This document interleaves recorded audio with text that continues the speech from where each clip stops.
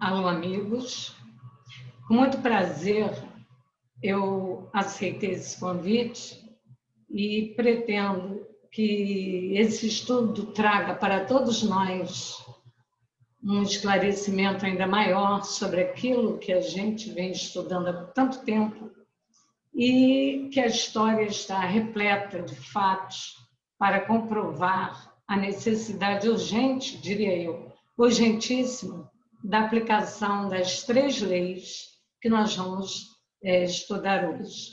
Eu sou Graça Palha e espero contribuir para o aprendizado de todos, e sobretudo meu, porque quem estuda primeiro é quem vem ministrar um estudo, né?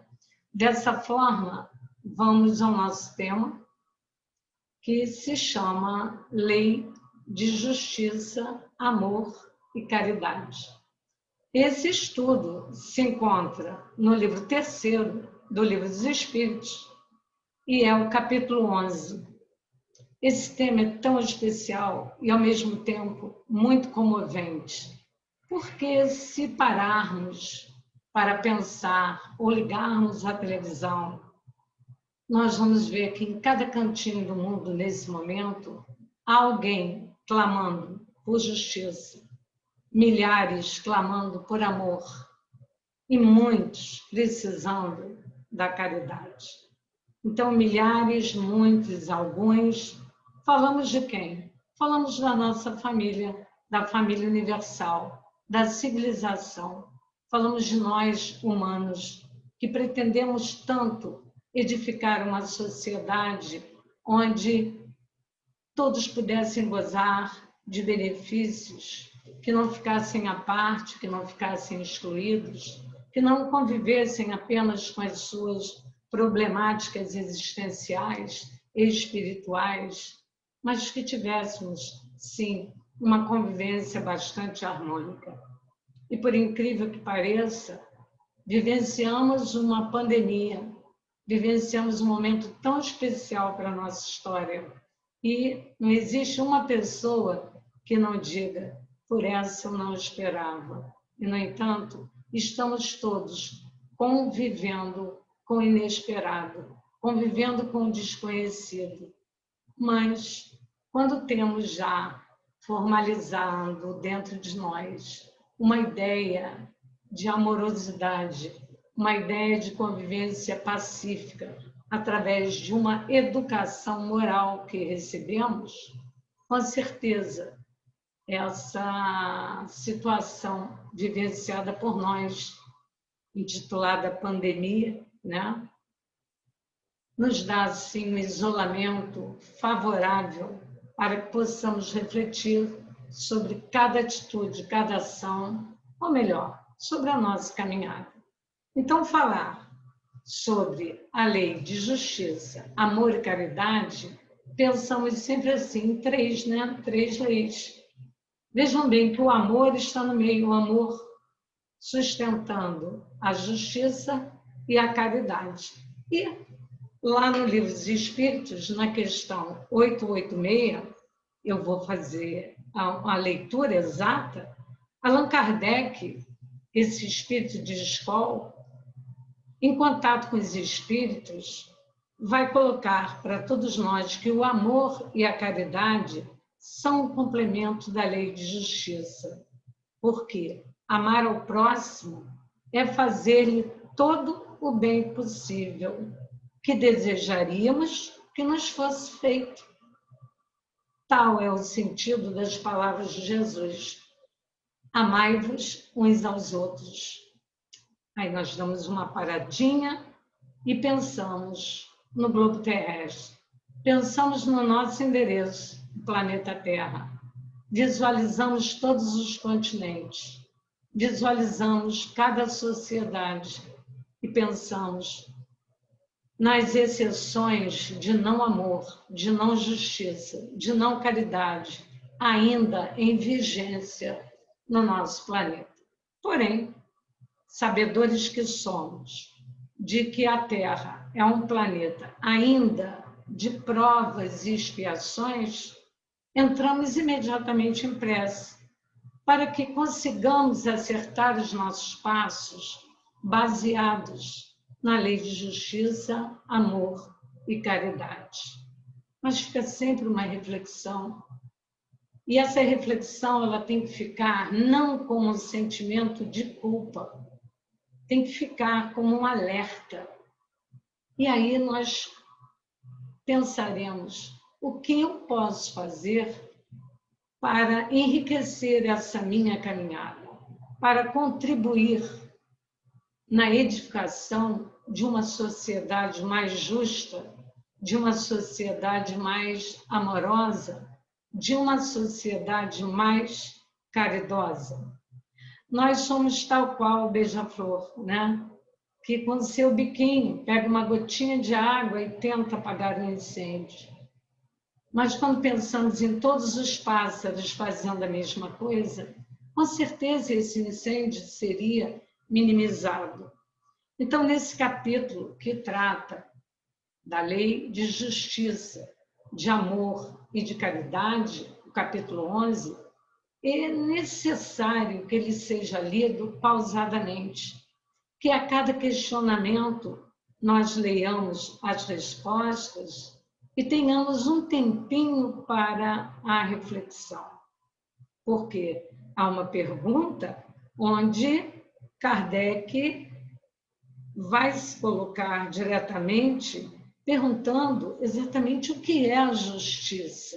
E os espíritos vão responder que a justiça consiste no respeito aos direitos de cada um. Aí, quando a gente está dando aula, né? E a gente escuta o aluno dizendo, professora, poxa, menos, né? Isso não existe. Será? Será que não existe? Ou será que as leis humanas não vêm sendo bem aplicadas? Isso é uma outra situação. Mas quando nós pensamos nesse questionamento que diz que a justiça consiste no respeito aos direitos de cada um, e está lá na questão 875, nós refletimos o quanto é importante e necessária a educação moral da sociedade, para que nós não fiquemos apenas na teoria, para que a sociedade vivencie a teoria e a prática, para que nós não tenhamos mais os exemplos absurdos de negação de justiça, para que nós não tenhamos mais interpretações à parte do que é realmente justiça, para que nós tenhamos a certeza no respeito, né, aos direitos do outro. Então, nós vamos ensaiando, a partir desse estudo, toda uma trajetória, um verdadeiro roteiro para se implementar uma sociedade onde nós possamos conviver. E quando a gente convive, a gente compartilha. E assim podemos colher os frutos das nossas ações benéficas, porque com a ausência da prática da lei de justiça, só colhemos os frutos das ações ineficazes. E isso faz com que a sociedade fique realmente em dúvida do que é justiça e comecem a fazer uma série de questionamentos incessantes sempre que há possibilidade de executá-lo. Porque, naturalmente, quem está ouvindo, nós todos, né, quando lemos essa questão, o que é justiça, e a resposta insiste em marcar que a justiça ocorre quando nós respeitamos o direito dos outros, nós ouvimos baixinho, nós mesmos, né, colocando, isso ocorre? Será? Pois é. O esforço para que a justiça seja implementada faz parte de todos os capítulos da história da humanidade. Se nós traçarmos uma linha da pré-história à história, da história, do seu início, da história antiga, até hoje, ao século XXI, nós temos dezenas, centenas, muitos exemplos da não justiça. E é por isso que eu reforço aqui a necessidade da educação moral. E a doutrina espírita vem como um bálsamo, como realmente Jesus nos prometeu, o Consolador prometido, né, que veio analisar temáticas que fazem a construção do nosso dia a dia num caminho de prosperidade, desde que apliquemos, nos comportemos de forma digna. É o homem de bem que precisa ser esculpido. E ele vem sendo esculpido, resistindo a tantas pressões. Mas nós sabemos que é muito mais fácil passar pela porta larga, né? Quando a porta é estreita, quando as dificuldades, os escolhos aparecem, às vezes nós temos dúvida, precisamos ter muita coragem, muita firmeza, muita proteção dos nossos guias, do nosso anjo da guarda, ouvir bastante a nossa intuição e saber separar o joio do trigo. Que tarefa difícil, né? Importante saber que a reencarnação, que é a misericórdia de Deus, nos dá essa oportunidade. Se agora não conseguimos levar à frente ainda a aplicação total da lei de justiça, amor e caridade, muitos já tentamos. Pelo menos alinhavamos uma caminhada e teremos outras oportunidades de colocar essa trajetória em marcha. Por isso, Deus nos dá o véu do esquecimento, para que não possamos lembrar realmente aquilo que fizemos, mas para que possamos agora treinar intensamente e nos esforçarmos para uma caminhada de vitórias, para uma caminhada do bem, de edificação do amor. Muito bem, aí chegamos, né, na questão onde é questionado o que é o amor. Essa pergunta é de uma doçura. Quantos poetas já se envolveram com essa temática e definiram, através das suas poesias, o que seria o amor, né? E os espíritos vão responder a Kardec que o amor é a lei de atração para os seres vivos e organizados. E a atração é a lei do amor para a matéria inorgânica. Essa pergunta e essa resposta repousam lá na 886. Então, o que é o amor? O amor é algo envolvente, né? É doce, é puro, não espera recompensas. O amor, quando existe, ele brota, ele sai de dentro de nós. Jesus nos amou de uma forma indiscriminada, amou a todos. E sempre disse que nós seríamos capazes de agir como ele. Mas dá até um dia inteiro para que nós falássemos do amor. Nós vamos ter oportunidade ainda nesse estudo de pensarmos. Só em falar a palavra amor, essas 4 letrinhas que nos trazem, na verdade, uma sensação do coração disparar, porque nós pensamos em vários tipos de amor. O amor de um filho para sua mãe, para seu pai, e vice-versa.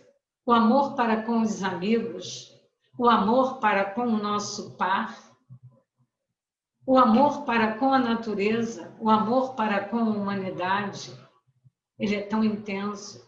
O amor pelos nossos entes queridos que estão aqui ou que já desencarnaram. Então, é uma temática muito grande, né? O amor por nós mesmos. Nós precisamos nos amar para poder distribuir amor. E quando falo de amor, eu lembro de um apóstolo, que é o apóstolo Paulo, e que no livro Paulo e Estevão, que chegou a nós, né, com tanto carinho através de Chico Xavier e de Emmanuel, nós vamos encontrar uma série de definições para o amor. E nas epístolas escritas por Paulo, o amor está sempre presente. Por quê? Porque Paulo, quando percebeu a sua caminhada, quando ele acerta a sua caminhada, ele coloca em prática a vivência do amor, o amor por todos. E ele insiste nas suas epístolas em nos chamar a atenção para a necessidade. Então, já ficamos com a luzinha, né, do amor acendendo, assim, piscando dentro de nós. E basta que nós cheguemos à janela agora, olhemos uma paisagem, já estamos treinando o amor. Quando olhamos com carinho para tudo aquilo que nós vimos, nós estamos amando esse visual, esse momento que escolhemos tanto, insistimos tanto para vir, para reencarnar. Nós vamos falar muito ainda de amor, mas não podemos esquecer, e está lá na questão 888, viu? Todo esse questionamento sobre amor. Mas falar de justiça, falar de amor, precisamos falar no outro complemento, a caridade. E muitas vezes tem pessoas que acham que a caridade é abrir a carteira, tirar um dinheiro, ou jogar um dinheiro para quem pede. Bom, caridade é muito mais do que isso, porque a caridade também é amor. Caridade é, sobretudo, está no Livro dos Espíritos, nesse capítulo, benevolência para com todos. Benevolência para com todos. Ouvimos bem, lemos bem a frase? Pois é. Indulgência para as imperfeições alheias. Nossa, aí a gente já dá uma parada. Indulgência para as imperfeições alheias?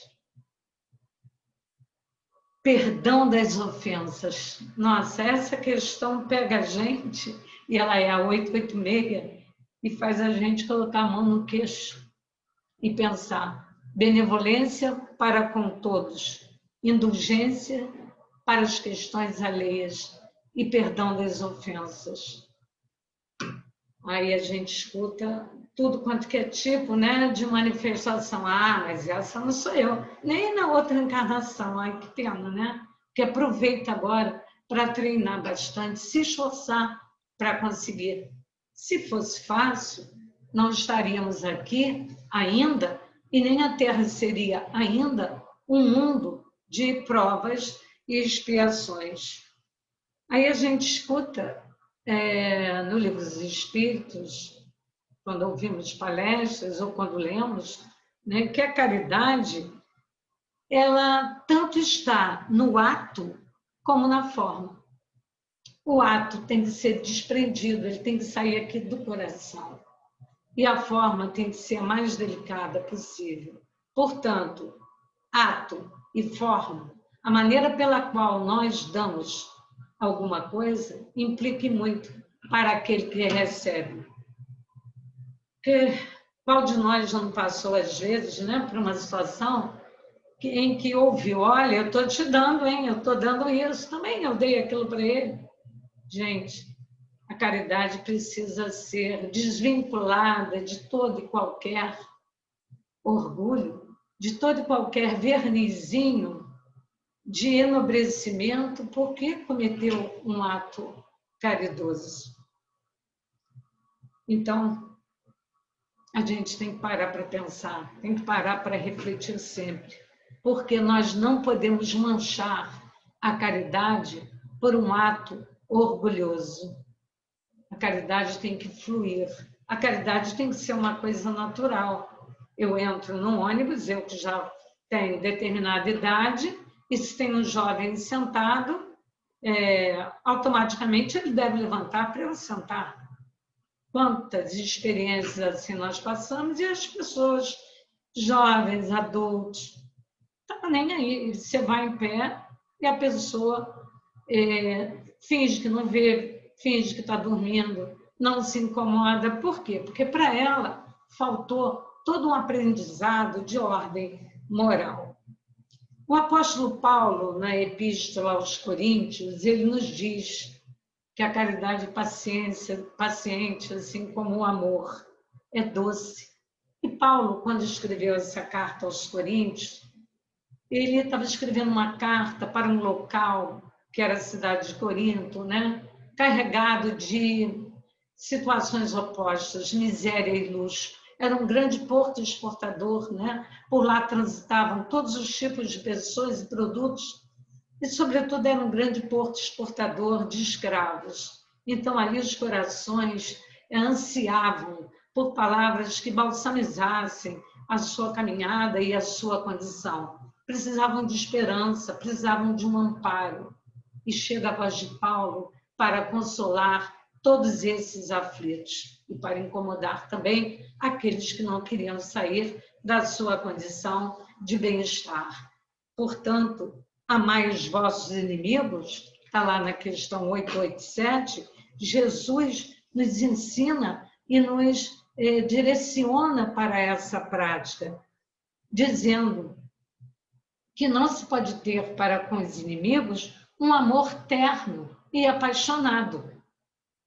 E não foi exatamente isso que ele quis dizer, tivéssemos um amor terno, apaixonado pelo inimigo. Ele quis dizer, sim, que amar os inimigos é sobretudo o que, amigos? Perdoá-los e pagar-lhes o mal com o bem. Porque dessa forma nós não estaremos manchando de orgulho a nossa atitude. É assim que nos tornamos superiores, quando, ao invés de revidar uma bofetada, nós vamos oferecer a outra face, mas que compreendamos bem, na verdade, uma resposta assertiva, benéfica, que será para o outro, que estava esperando um revide agressivo, um consolo. Talvez até uma luzinha que pisque mais forte e para convidá-lo a refletir sobre a sua ação. Muitas vezes é esse desafeto que nos desafia para que fiquemos na mesma faixa vibratória que ele, para que respondamos com vingança, com verniz da vingança ou da ofensa, essa colocação violenta que ele nos faz. Nós sabemos alguns truques, às vezes colocar um copo d'água, né? Pegar um copo d'água, beber água, encher a boca de água e não responder. Imaginemos agora, eu vou falar com vocês sobre um acidente geográfico que eu adoro, que é o Grand Canyon, né? Aquela superfície da Terra que de repente é rachada, faz uma fossa profunda e lá embaixo passa um riozinho. Muitas vezes nós nos sentimos impelidos a construir uma ponte de um lado ao outro, ou porque estamos lá embaixo no fundo, tentando escalar aquele paredão imenso, às vezes com mais de 1.000 metros de altura, e agora me lembrei do Canyon, aqui no Brasil, no Rio Grande do Sul, em Cambará do Sul, em Itaimbezinho. Como é lindo aquilo, mas como é assustador também quando nós olhamos. E às vezes nós estamos há séculos construindo esses canyons dentro de nós e ficamos presos lá embaixo, sem poder escalar, sem poder subir, ou ficamos na ponta do precipício, refletindo e não agindo para que construíssemos de repente uma ponte que ligasse um lado ao outro. E essa ponte se chama Ria e se chama perdão. É por isso que nós temos o tempo todo que estar fazendo uma revisão de nós mesmos, dando um mergulho interno para que deixemos de esculpir canyons, para que saiamos dos nossos desertos existenciais, como fala uma amiga palestrante, Sônia Campos. Ela fala muito dos desertos existenciais. E é verdade. É preciso muita força, muita coragem, muita fé para que nós rompamos com essas dificuldades criadas por nós mesmos. E assim nós estaremos fazendo justiça conosco e buscando perdão para com as faltas alheias. E aí já estaremos tecendo as primeiras malhas para construir a manta do amor. E Jesus veio exatamente ter conosco para que nós pudéssemos levar à frente toda essa trajetória de problemas e dificuldades que são eles que nos fazem fortes, firmes e corajosos. Por quê? Se eu vou falar agora do homem contemporâneo e a lei de justiça, amor e caridade, eu já sei que vou falar daqueles dois grandes empecilhos que Jesus nos alertou para a edificação do homem de bem. Quais são esses empecilhos? Nós temos o orgulho e a vaidade. Nós temos o orgulho e o egoísmo. O orgulho e o egoísmo gera a vaidade e com isso gera um não perdão. E no nosso planeta, ainda com tantas dificuldades, se colocar em prática a lei de justiça, amor e caridade é tarefa muito difícil, mas não impossível. É tarefa nobre, porque requer de nós o quê? Uma paciência muito grande, uma resignação muito grande, o reconhecimento de uma pessoa que a gente acha que não é, porque simplesmente determinamos, às vezes, situações com reticências ou ponto final. Por que não abrimos aspas, né? E colocamos vou tentar e um ponto de exclamação?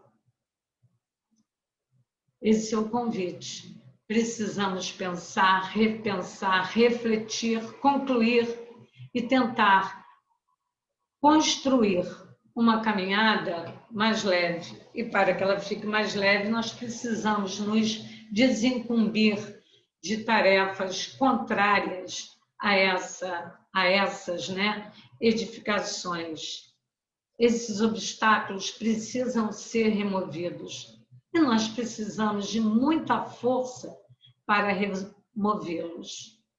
Qual de nós não parou, às vezes, com o coração apertado e falou, de novo, mais uma vez? Ainda nós nos perguntamos, o que eu fiz para Deus para receber isso? E quando passamos os olhos pela história, nós vamos ver em cada capítulo da história antiga um momento de dificuldade de alguma grande civilização. Nós vamos ver a ascensão e queda das civilizações. Por que entrar em decadência? Onde o orgulho e a vaidade prevaleceu, onde o não perdão prevaleceu, onde o ódio se instalou e acabou, né, arrastando multidões, onde lideranças tiveram oportunidade de empreender uma caminhada de paz e optaram pela guerra, mas, ao mesmo tempo, também encontramos exemplos, né, de muita luz na nossa caminhada. Aí nós lembramos de Francisco de Assis, onde houver ódio, que eu leve o amor. Nossa, como bate direto, né, com tudo isso que nós estamos falando. Toda a trajetória de Francisco, a opção pelos pobres, a opção pelos pobres de espírito, sim, a opção por uma vida mais simples do que a vida de luxo, de Fausto, por andar descalço, por percorrer todos aqueles caminhos onde o orvalho ganhava uma luz tão intensa que pareciam verdadeiros cristalzinhos nas folhas. É muito emocionante falar disso, porque para falar de tudo isso, nós temos que nos colocar como se estivéssemos numa estrada onde tem uma placa.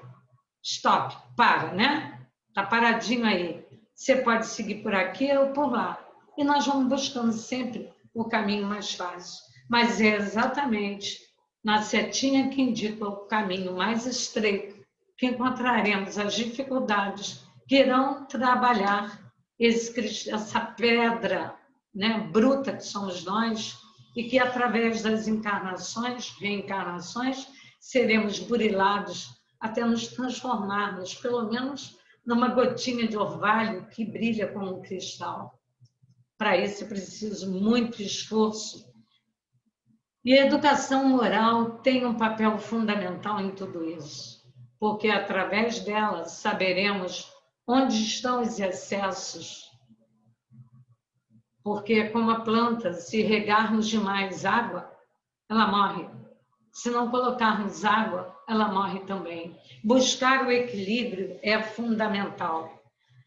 Deus nos dá a vida, né? Deus nos dá essa beleza toda que é o planeta Terra. Deus nos deu o universo para que contemplássemos, refletíssemos e agíssemos, para que compreendêssemos todas as leis que regem essa dinâmica, que ficamos às vezes perdidos quando olhamos uma estrela cortando o céu, uma estrela cadente, um meteoro, quando olhamos o brilho da lua, das estrelas, o sol intenso, e nesse mês de agosto, essas belíssimas tardes e dias de um azul inconfundível, precisamos ficar mais suaves para podermos colocar a lei de justiça, amor e caridade no nosso dia a dia. Existem outras questões nesse capítulo abordadas, né? Não podemos esquecer que o Livro dos Espíritos foi uma produção feita no final do século XIX, então a Europa se organizava como uma sociedade industrializada em busca de determinadas necessidades materiais e entrou-se em contato com povos ainda que não tinham e não detinham a condição de desenvolvimento cultural que os europeus. Então, muitos foram simplesmente taxados, né, de selvagens. Foi a linguagem da época, né? E nós, às vezes, quando nos deparamos com aqueles comentários, pensamos, mas como é que esses pobres, coitados, vão compreender a lei de justiça, amor e caridade? Cada cultura com o seu momento, cada pessoa, cada espírito encarnado com o seu momento, ouvindo como missionário, ouvindo ao planeta para aprender, não importa em que canto do mundo, todos os caminhos levam a Deus. Agora, quando temos uma educação moral, esse caminho fica mais suave. Mas nós falávamos aqui da dificuldade de colocar em prática a lei maior deixada por Jesus, além de amar a Deus sobre todas as coisas, amai-vos uns aos outros. É tão bonito isso, né? De vez em quando a gente lê numa placa, amai-vos, e nós estamos nos amando realmente. No livro Paulo Estevão, há uma oração que diz, oração dos aflitos. E Paulo dizia que sem a compreensão coletiva, nós não conseguiríamos caminhar para que existisse um amor, sendo que o amor é a força que Deus nos deu para o equilíbrio do universo. Está lá na introdução do livro Paulo Estevão. E foi deixada uma oração chamada Oração dos Aflitos. Senhor Deus, Pai dos que choram, dos tristes, dos oprimidos, fortaleza dos vencidos, consolo de toda dor. Embora a miséria amarga dos prantos de nosso erro, deste mundo de desterro, clamamos por vosso amor. Nas aflições do caminho, na noite mais tormentosa, vossa fronte generosa é o bem que não secará. Sois em tudo a luz eterna da alegria e da bonança, nossa porta de esperança que nunca se fechará. Então, sempre que estivermos em aflição, recorramos à prece. A prece é o remedinho que precisamos, que alivia, que nos dá oxigênio para a alma. O papel da prece na nossa caminhada é fundamental para caminharmos com doçura, ternura e, consequentemente, com amor. Eu vou falar aqui rapidinho uma história que está lá no livro Casos desta e doutra vida, um momento em que Pedro se acha assim conflitado, e o nome dessa história é a história 13, tá? 13ª história, chama A Única Dádiva. Conta-se que Pedro estava muito cansado, muito chateado, depois de muitos dias junto ao povo, distribuindo tudo aquilo que precisava. e banhar feridos, alimentar crianças esquálidas. Em vez de receber a aprovação do povo, sempre tinha alguém que chegava e dizia: sai fora, vai embora, fica aí enganando. Só recebia insultos. Ele foi ficando muito triste com isso. Após 3 semanas consecutivas de luta, ele ficou tão fatigado que sentou-se e ficou pensando, olhando para o lado, ficou refletindo. De repente, alguém se aproximou. E mesmo ele querendo esconder, ele viu que não dava para se esconder, porque essa pessoa era Jesus. O próprio Cristo olhou para ele e disse: que fazeis, Pedro? E Pedro, muito assustado, falou: penso, mestre. E Jesus continuou a perguntar: Pedro, estás triste? E Pedro respondeu: muito triste, mestre. E Jesus disse: por quê? Chamam-me de tudo, chamam-me ladrão, chamam-me, insultam o tempo inteiro. E Jesus carinhosamente diz: mas se a consciência não te acusa, que tem isso? Eu sinto-me desditoso, mestre. Em nome do amor que me ensinas, alivio os enfermos, ajudo a todos os que precisam, entretanto injuriam-me. Dizem por aí que furto, que explora a confiança do povo. Ainda ontem distribuía velhos mantos que nos foram cedidos pela casa tão querida do Carpo. Entre os doentes chegados de Jope, fui distribuindo esses mantos. Alegou alguém conscientemente que surrupiei a maior parte. Eu estou exausto, mestre. 20 dias de multidão pesam muito mais que 20 anos de serviço na barca. Jesus, então, muito amorosamente, responde a Pedro: Pedro, que deste aos necessitados nesses últimos dias? Pedro diz: moedas, túnicas, mantos, alimentos, ungüentos, peixe, trigo. De onde veio? Pedro começa a relatar a procedência de cada produto. As moedas vieram de Joana, mulher de Cusa, as túnicas da casa de Zobolã, o curtidor, os mantos da residência do Carpo, o romano que decidiu amparar-nos, os ungüentos do lar de Zebedeu, que os fabrica, o trigo da seara de Zaqueu, que se lembra de nós o tempo todo, e os peixes, Pedro, da nossa pesca. Então, Pedro, o que devo entender, Senhor Jesus? Pedro, recorda então que o amor não relaciona calúnias, nem conta sarcasmos. Pedro, então, entre o estado súbita renovação mental, se sente mais aliviado e responde simplesmente a Cristo: sim, mestre. Jesus abraça-o fortemente e diz: Pedro, todos os bens da vida podem ser transmitidos de sítio a sítio, de mão a mão. Ninguém pode dar, em essência, esse ou aquele patrimônio do mundo, senão o próprio Criador, que nos empresta os recursos por ele gerados na criação. E se algo podemos dar de nós, é o amor, a única dádiva que podemos fazer, sofrendo e renunciando também por esse amor.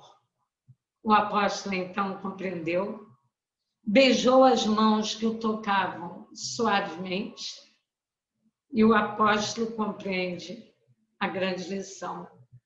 Em seguida, puseram-se ambos a falar alegremente sobre as tarefas esperadas para o dia seguinte. Então, amigos, essa é uma história que eu acho que resume bem a lei de justiça, amor e caridade. Por quê? Porque ela nos faz refletir sobre ânimo, sobre alegria, sobre firmeza, sobre coragem e sobre uma palavrinha que está muito em moda e que a gente precisa realmente encarar, que é uma capacidade que nós temos e que não colocamos em prática às vezes, porque ficamos desanimados, porque deixamos essa pressão intensa sobre nós, nos colocarmos pequeninos e não reagirmos. Essa palavra é resiliência.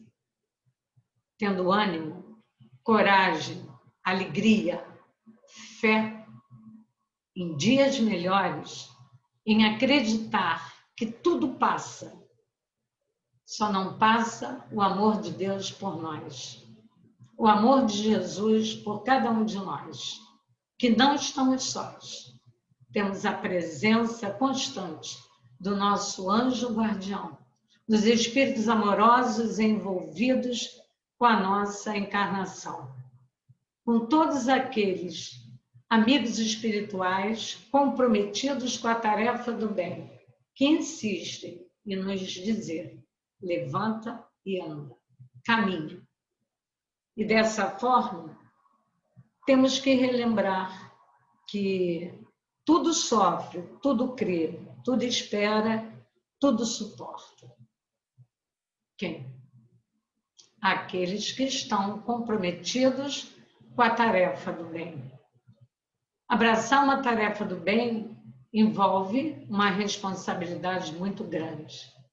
Então, doses de alegria, doses de coletividade, né, de ideias de ser cooperador, de amizade, de resignação, porque a resignação é antídoto contra o orgulho, fazem parte dessa caminhada. Já que escolhemos a doutrina espírita, vamos abraçá-la e vamos buscar nos livros deixados por Allan Kardec para nós, o Pentateuco, as melhores receitas de um bom caminhar. Desenvolver um conjunto de atributos para que possamos levar à frente essa caminhada, para que possamos dizer sim, para que possamos nos entender, né, como beija-flor, como uma gotinha de água no biquíni, contribuindo para apagar o incêndio. Por quê? Todos os atributos, que na verdade são as virtudes, que vamos introjetando, vão nos dando uma coraça de muita firmeza. E aí poderemos dizer que estamos aproveitando a oportunidade dessa reencarnação. E não vamos ficar com aquelas síndromes, agora não dá mais, o tempo já passou. As casas espíritas oferecem muitas oportunidades para que nós possamos lapidar essa pedra bruta, né? Essa pedra que às vezes parece que não tem um jeitinho de ser lixada, mas há. É uma tarefa no bem, uma tarefa pelo outro, porque fazendo pelo outro, nós estamos fazendo por nós. Então vamos ler o capítulo 11, especialmente a Lei de Justiça, Amor e Caridade, pedir muito ao Mestre Jesus que a nossa caminhada se torne mais leve na medida em que nós formos colaborando com isso, ela se fará mais leve. Vamos pedir que o mundo se torne mais doce a partir das vibrações de amor que hoje nós estamos enviando para cada cantinho do planeta, para o Rio de Janeiro, para o Brasil, para o mundo. Fiquemos em paz e agradeço muito pela oportunidade de compartilhar com vocês esse momento. Tchau.